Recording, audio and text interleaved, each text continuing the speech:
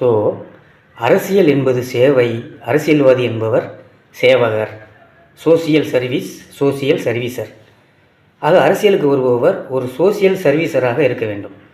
அந்த நிலை இப்போ மாறி அரசியல் என்பது ஒரு பிஸ்னஸாகவும், அரசியல்வாதி என்பவர் பிஸ்னஸ் மேனாகவும் மாறியிருக்கிறார்.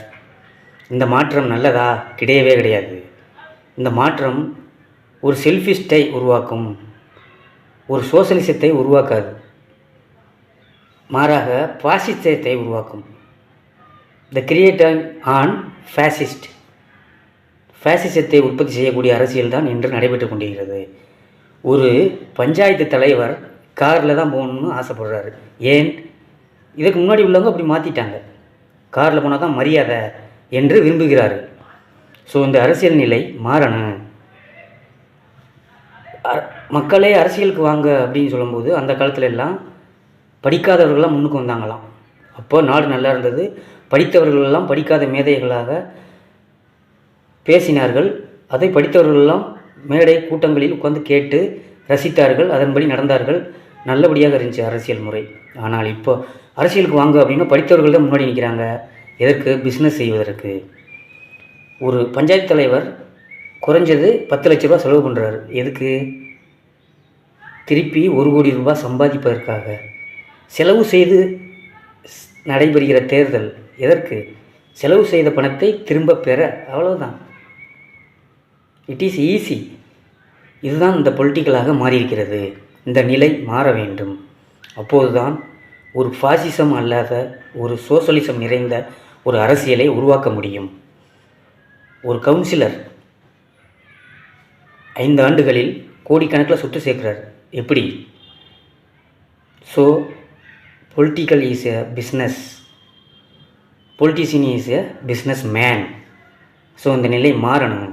அரசியல் என்பது ஒரு சர்வீஸாகவும், அரசியல்வாதி என்பவர் ஒரு சர்வீசராகவும், அரசியல் என்பது சர்வீஸாகவும் மாற வேண்டும். அதை மாற்றக்கூடிய பொறுப்பு, கடமை எல்லாமே நம்ம கையில் தான் இருக்குது.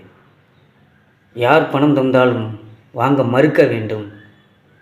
ஏனென்றால் நீ எங்களுக்கு உழைக்க வர்ற, எங்களின் பிரதிநிதியாக டெல்லிக்கு போக போகிற, எதுக்கு உனக்கு நீ பணம் கொடுக்குற? எங்களை ஏமாற்ற பார்க்குறியா என்று கேள்வி கேட்கிற சமூகம் உருவாக வேண்டும். அப்போதுதான் இங்கு ஆரோக்கியமான ஒரு அரசியல் களம் உருவாகும். அப்போதுதான் எதிர்கால சந்ததி, நம்முடைய குழந்தைகள், பிற்கால வருங்கால சந்ததிகள் நலமாக வாழ முடியும். பணம் பறிப்பதற்கான, பணத்தை உற்பத்தி பண்ணுவதற்கான, பணத்தை சம்பாதிப்பதற்கான ஒரு களமாக அரசியலை உருவாக்கி விட்டார்கள், மாற்றிவிட்டார்கள். இங்கு சுய உணர்வின்றி தனி மனித காழ்ப்புணர்ச்சியும் தனி மனித தாக்குதல்களுமே பிரச்சாரமாக முன்வைக்கப்படுகிறது. இது ஒரு ஆரோக்கியமான சூழல் அல்ல.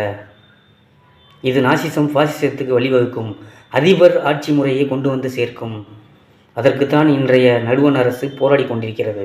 ஆண்டு கொண்டிருக்கிற நடுவண் அரசு ஒரு அதிபர் ஆட்சி முறையை உருவாக்கி, ஒரே நாடு, ஒரே தேர்தல், ஒரே அதிபர், நாங்கள்தான் என்று மதச்சாயம் பூசி இந்த நாட்டை மதவாத சக்திகளிடம் நாம் பறிகொடுக்கப் போகிறோம் என்ற அச்சம் நிலவுகிறது.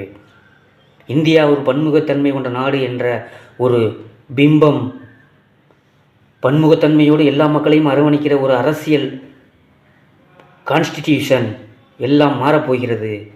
ஆபத்து நெருங்கிவிட்டது. ஆக நம் மக்களே, வாலிபர்களே, யுவதிகளே, இளைஞர்களே, படித்தவர்களே, சமூக ஆர்வலர்களே, நாம் உன்னிப்பாக தெரியாதவர்களுக்கு எடுத்துரைத்து இந்த தேர்தலை ஒரு போராக நினைத்து நாம் சமர் செய்ய வேண்டும். நல்ல ஒரு அரசியல்வாதியை இனம் காண வேண்டும். அப்போதுதான் ஒரு சர்வீஸான அரசியலையும் சர்வீசரான அரசியல்வாதியையும் நாம் உருவாக்க முடியும். சிந்திப்போம், செயல்படுவோம். மீண்டும் ஒரு நல்ல பதிவில் சந்திப்போம். எம்பிஆர் மீடியா 001 யூடியூப் சேனலை சப்ஸ்கிரைப் பண்ணுங்கள், ஃபாலோ பண்ணுங்கள். உங்களுடைய பொன்னான நேரத்திற்கு நன்றி.